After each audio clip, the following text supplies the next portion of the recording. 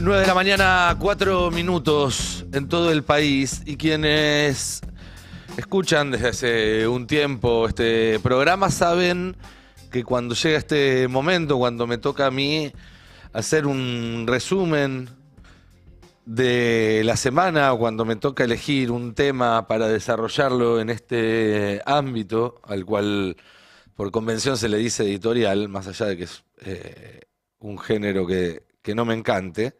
Prefiero hablar de análisis, pero no importa.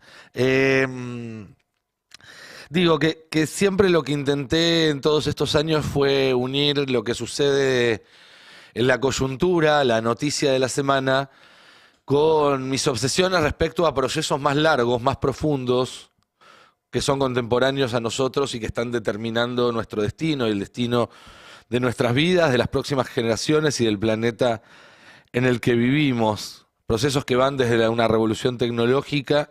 Me acuerdo que en Palermo Wuhan empezamos a hablar de inteligencia artificial allá por el 2020, mucho antes de que llegara a las primeras planas, hasta, bueno, el proceso político que ahora todo el mundo ve, pero que hace un tiempo era más subterráneo, y aquí ya lo denunciábamos, que tiene que ver con el deterioro de la democracia, un deterioro substancial, y que lejos de haberse detenido está profundizándose. Y esta semana, mientras preparaba el que iba a ser el último de estos espacios, hubo una noticia que me da pie para darle un cierre, como si todo esto hubiera sido una saga pensada, premeditada, que no lo fue. Fue algo que se fue desplegando semana a semana.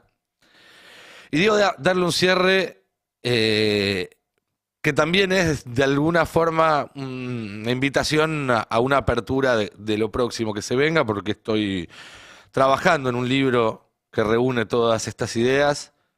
Va a ser mi gran proyecto del año que viene, y probablemente mientras escriba ese libro comparte ese proceso de creación de alguna forma. Todavía estamos terminando de definir el formato, ya se van a enterar y los invitaré a que me acompañen en ese camino.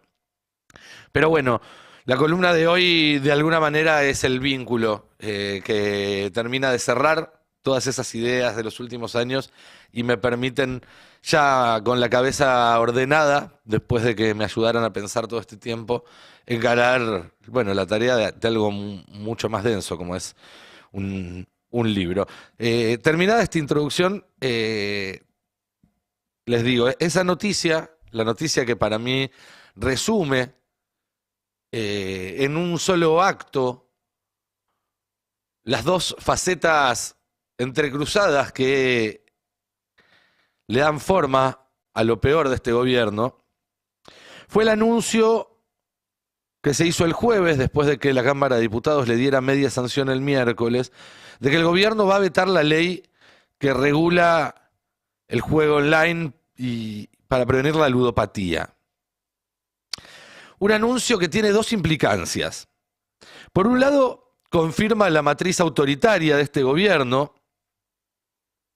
que evidentemente no atiende las decisiones del Congreso de la Nación, y que incluso, llegado a este punto, debería invitarnos a hacernos la pregunta de si no hay acaso una nueva forma de golpe de Estado en cámara lenta en marcha, para la que no tenemos anticuerpos.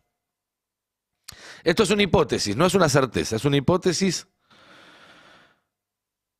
que definitivamente hay que sopesar y evaluar con toda la gravedad que esto merece.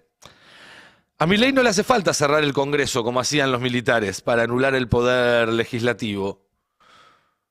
No le hizo falta, pero el poder legislativo hoy en la práctica es absolutamente impotente.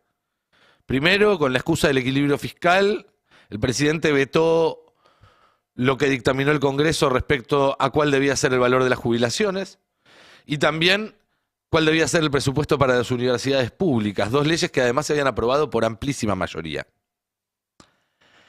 También amenazó con hacer lo propio si se aprobaba la reforma del tratamiento de los DNU, que terminó cayéndose. En ese caso la excusa fue el riesgo institucional, pero en todo caso Lo que veíamos era un gobierno que le advertía al Congreso que iba a ponerle un freno si el Congreso hacía uso de sus capacidades para controlar lo que hace el Poder Ejecutivo. En el caso de la ley sobre apuestas online, no hay un perjuicio al fisco ni hay una amenaza a la gobernabilidad. Y acá es donde se vuelve una decisión política clave, porque es absolutamente transparente. Si el gobierno veta esta ley es exclusivamente porque quiere proyectar un mensaje de una alianza absoluta con el capital.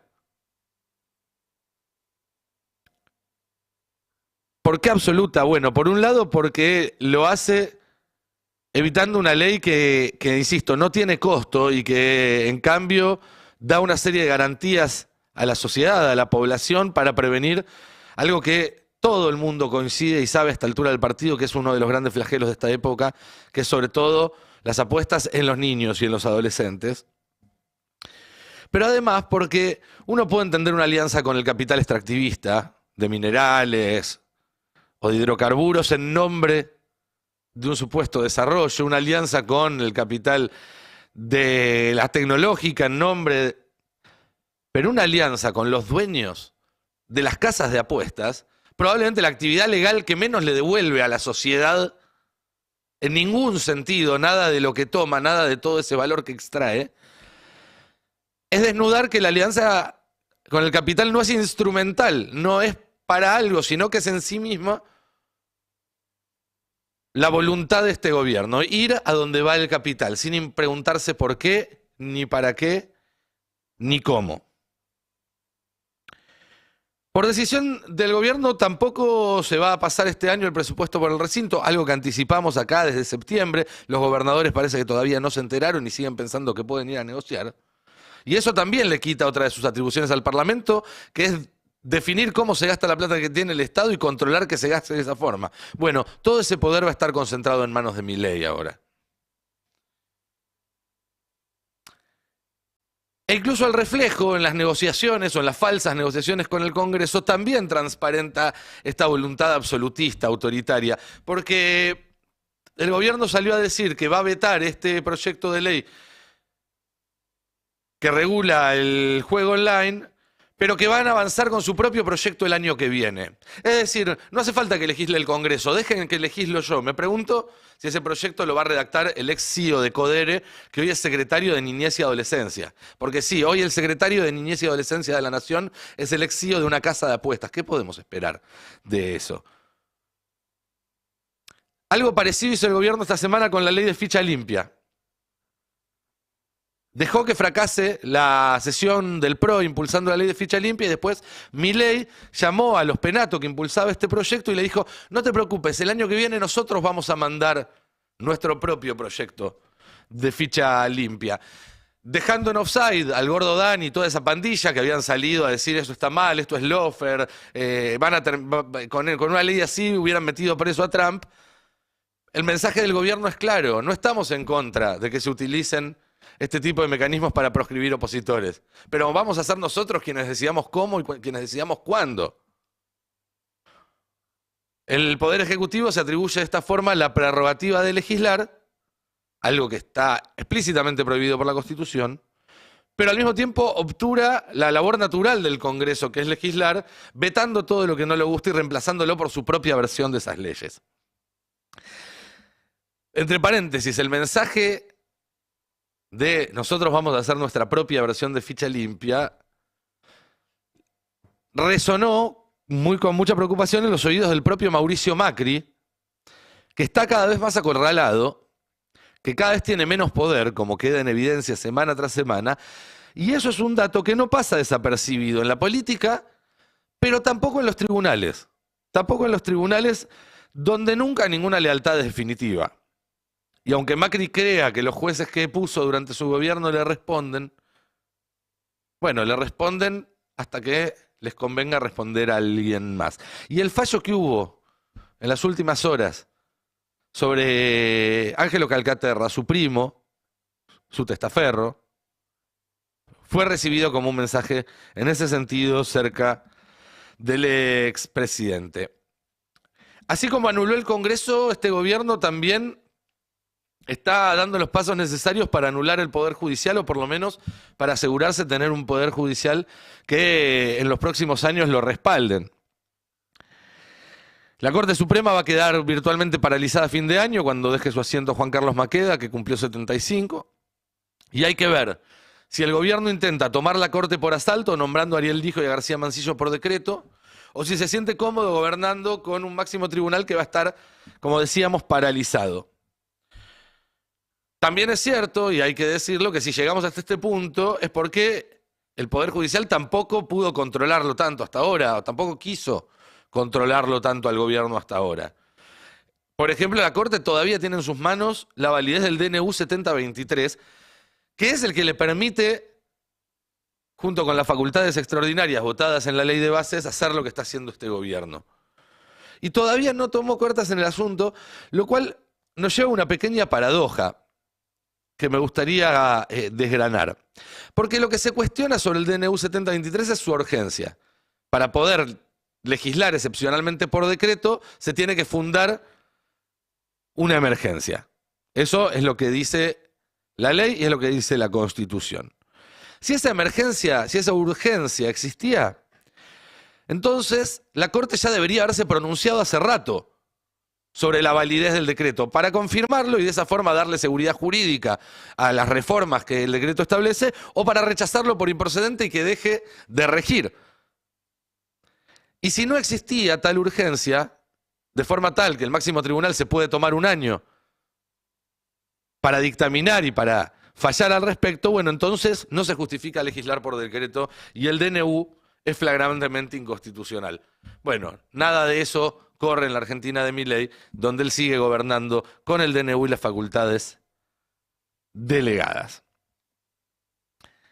Y si lo sigue haciendo es porque quienes deberían haberle puesto un freno hace mucho, no lo hicieron, y cada día que pasa nos acercamos un poco más al abismo.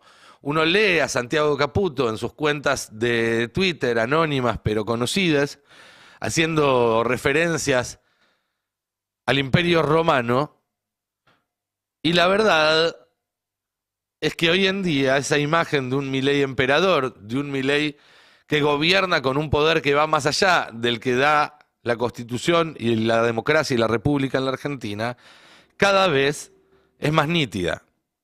¿Y cómo llegamos a que un tipo que fue elegido con el 30% de los votos en primera rueda, que tiene menos de 40 diputados, que tiene apenas un puñado de senadores, que no tiene estructura partidaria, que no tiene experiencia política, y aún así tiene al alcance de su mano la suma del poder público, de forma tal que pueda vulnerar la Constitución, que puede vulnerar los principios republicanos, que puede vulnerar la idea misma de democracia? Y la verdad es que llegamos hasta acá porque lo dejaron, porque hasta ahora no hubo nadie que tuviera la voluntad y la capacidad de ponerle un freno. Se dejó pasar cada ocasión que hubo para eso. En el balotaje, donde debería haberse conformado una gran alianza que le pusiera un freno y no se pudo, no se supo, no se quiso hacer, porque muchos dirigentes especulaban con que si ganaba Milei eso los beneficiaba personalmente, y total, el Congreso no lo va a dejar hacer lo que quiere. No se le puso un freno cuando se tuvo la posibilidad de frenar el DNU 7023, no lo hizo el Congreso, no lo hizo el Poder Judicial. No se le puso un freno cuando le tuvo que poner un freno a la ley de bases, no lo hizo el Congreso, no lo hizo el Poder Judicial, y así sucesivamente. La política lo normalizó en tiempo récord, el Poder Judicial se desentendió olímpicamente de su mandato constitucional de control, los medios de comunicación compiten en su mayoría cada vez más a ver quién es más oficialista, y todo eso sucede al fin y al cabo porque el gran capital, los grandes empresarios de la Argentina, que son los encargados de lubricar todas estas voluntades, encontraron en Milei un presidente que les queda muy, pero muy cómodo y que les da todo lo que le piden y a veces un poquito más. Y eso nos trae la segunda implicancia de la decisión de este jueves. La primera, como dijimos, es que confirma el rasgo autoritario del gobierno, que decidió clausurar definitivamente el Congreso como mecanismo legislativo, porque si va a vetar todo lo que no le gusta, es lo mismo que cerrar el Congreso. Y la segunda implicancia, que ya comentamos brevemente y ahora voy a profundizar un poco, es el compromiso absoluto de este gobierno con rasgos autoritarios respecto al capital. Ese compromiso corporativo es importante entender que no solamente hace más extrema la desigualdad y el desequilibrio de poder, sino que también altera profundamente la naturaleza de la democracia. Karina Milei estuvo el miércoles en la Cámara de Diputados cuando se discutía la ley que regulaba las apuestas online. Y estar ahí, exhibirse ahí, estuvo en el balcón para que la vieran los diputados que estaban a punto de votar, fue un mensaje de decir, yo juego, yo, el gobierno, el jefe, juego con las empresas, valga la redundancia, del juego. El lugar del gobierno es defender los intereses de todas las empresas, incluso de las que no le dejan nada al país, incluso de las que sacan su ganancia a costa de la salud de los argentinos, como son las empresas del juego online. Pero Karina no es solo la encargada de la estrategia política de La Libertad Avanza para el 2025, algo que acá contamos muchas veces, sino que también es la encargada de recaudar fondos para esa campaña. Y las casas de apuestas son sponsors muy generosos de los políticos que cuidan sus intereses. El jueves salió también una nota acá en el Destape que firmó Diego Genud, donde recuerda, en función del tratamiento de esta ley, que el gobierno, en su proyecto de reforma política que envió al Congreso, detrás del caballo de Troya, que son la eliminación de las PASO, esconde cláusulas que por un lado desfinancian el aporte del Estado a los partidos políticos y al mismo tiempo desregulan los topes de financiamiento del sector privado de las campañas electorales. Ese sería el último paso para terminar de privatizar la democracia argentina, que ya había comenzado con una reforma anterior que hizo Macri en el 17, si no me equivoco, que prohibía que los sindicatos financien campañas políticas, pero le permitía a las empresas hacerlo, lo cual obviamente desequilibraba la balanza a favor del capital y en contra de los trabajadores. Eso no se revirtió durante el gobierno de Frente de Todos, una de las tantas cosas inexplicables de ese gobierno. Y ahora Milei quiere terminar de volcar esa balanza, sacándole un límite o corriendo muchísimo el límite de cuánto pueden poner las campañas, las empresas, que podrían financiar hasta el 35% de una campaña, una sola empresa. En el artículo en el Destape, Diego Genud cita una columna que escribió el economista Jeffrey Sachs esta semana también, donde justamente Sachs marca que el punto de quiebre que llevó a los Estados Unidos a la actual crisis que tiene su democracia fue el fallo de la Corte Suprema de ese país en 2010 en una causa llamada Citizens United, Ciudadanos Unidos, contra la Comisión Federal Electoral, donde la Corte Suprema determinó que era inconstitucional ponerle un límite al gasto de campaña de las grandes corporaciones. Ciudadanos Unidos, a pesar de su nombre, en realidad era un lobby que representaba a las grandes corporaciones de Estados Unidos. Y a partir de ahí, dice Sachs, dos grupos se adueñaron de la Casa Blanca y del Capitolio: los individuos súper ricos y los lobbies corporativos.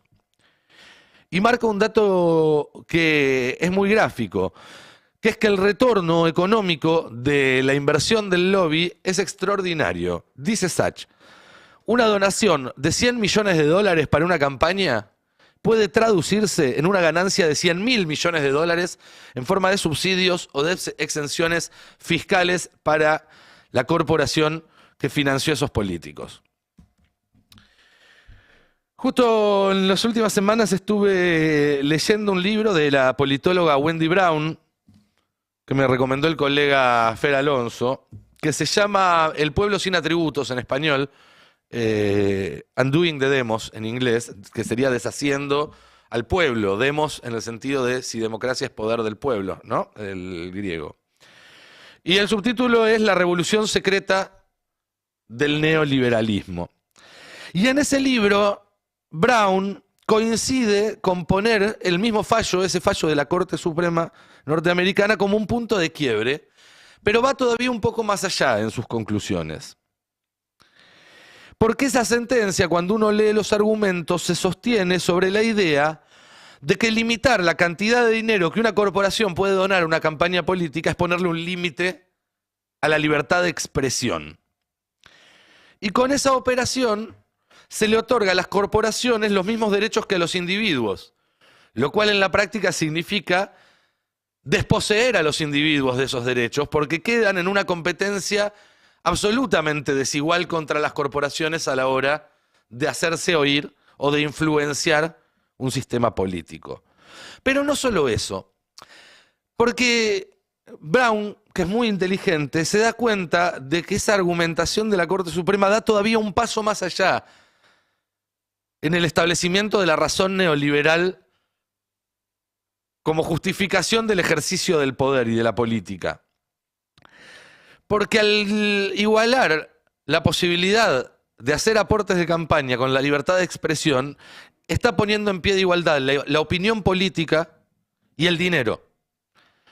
O como dice Brown, le da al discurso el estatus de capital. ¿Se entiende? Tu opinión, mi opinión, cualquiera de la de nosotros, deja de competir en un mercado de ideas para ver cuál es la más valiosa o la más popular y pasa a tener que competir cara a cara, mano a mano, contra el dinero. Y ahí sabemos que no importa qué idea sea mejor, ni qué idea sea más popular, sino cuál tiene más dinero detrás. Y así es como la razón neoliberal toma por asalto a la política.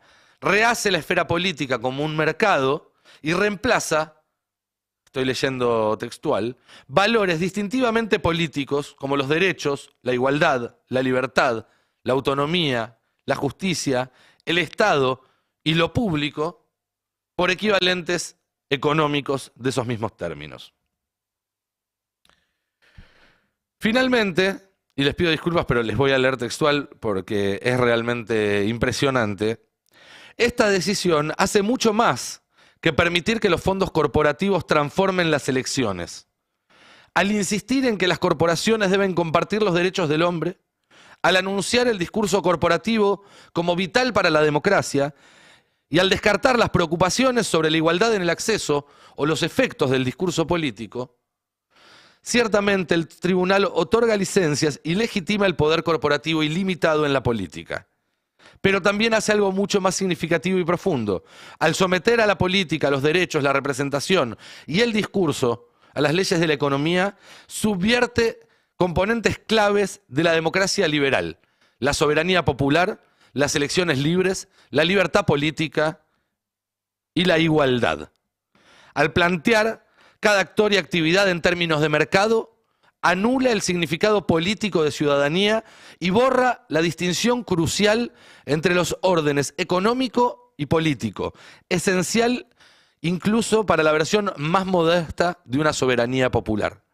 Sustituye la deliberación y las voces políticas democráticas con una formulación del discurso como capital y la libertad de expresión como un derecho capital sin obstáculos.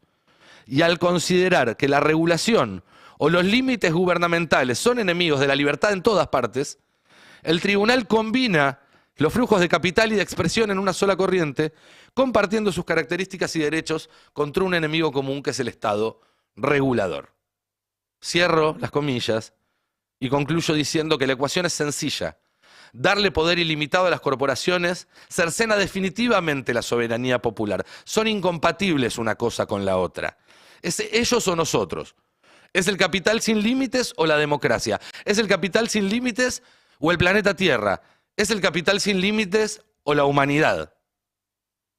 Milei vino a completar esa tarea en la Argentina, entregarle el país al capital, incluso al punto que signifique resignar la democracia y también el sentido de nuestras vidas. Y lo está haciendo con éxito.